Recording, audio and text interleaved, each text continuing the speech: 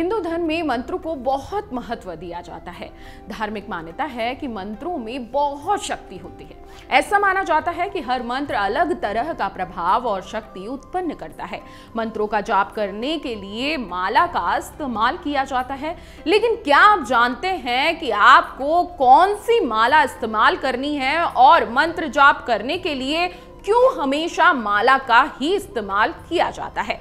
हम आपको यहां विस्तार से बताने आ गए हैं कि मंत्र जाप के लिए क्यों किया जाता है माला का इस्तेमाल। इसलिए इस वीडियो को ध्यान से देखिए और सुनिए। माला का इस्तेमाल इसलिए किया जाता है ताकि जपने वाले मंत्रों की संख्या में कोई गलती ना हो जाए। माला में मोतियों को मनका कहा जाता है। आमतौर पर एक माला में 108 मनके होते हैं, हालांकि इसमें 27 और 54 मनके भी होते हैं। अगर अलग अलग मंत्रों के जाप के लिए अलग अलग मालाओं का इस्तेमाल किया जाता है।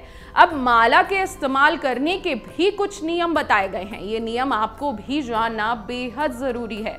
जी हाँ, अगर आप मंत्र जाप करते हैं तो आपको माला का इस्तेमाल सही तरीके से आना चाहिए। माला के हर मनके के बाद एक गांठ जरूरी होनी चाहिए। माला हमेशा निजी होनी चाहिए।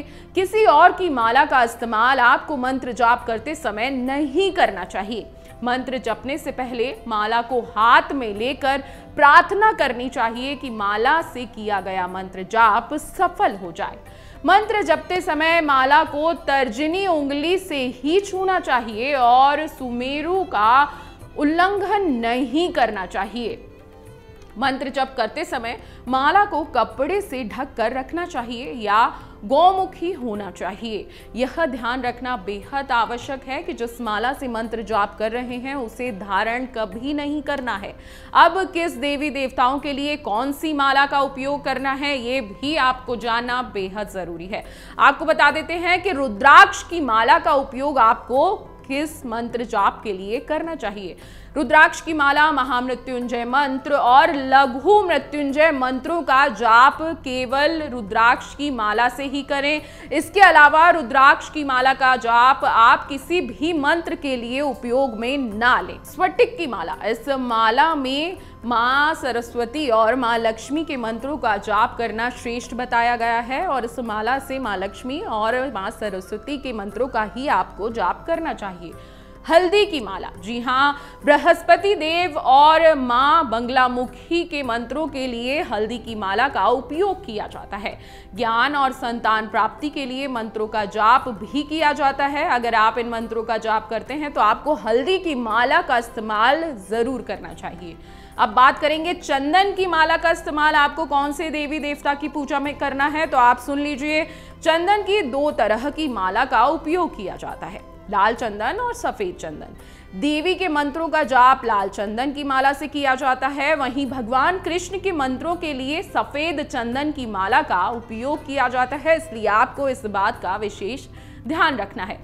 अब बात आती है तुलसी की माला की, जिसका उपयोग बहुत से लोग करते हैं। भगवान विष्णु और उनके अवतारों के मंत्रों का जाप तुलसी माला से किया जाता है। इस माला को धारण करते समय वैष्णव परंपरा का पालन करना चाहिए।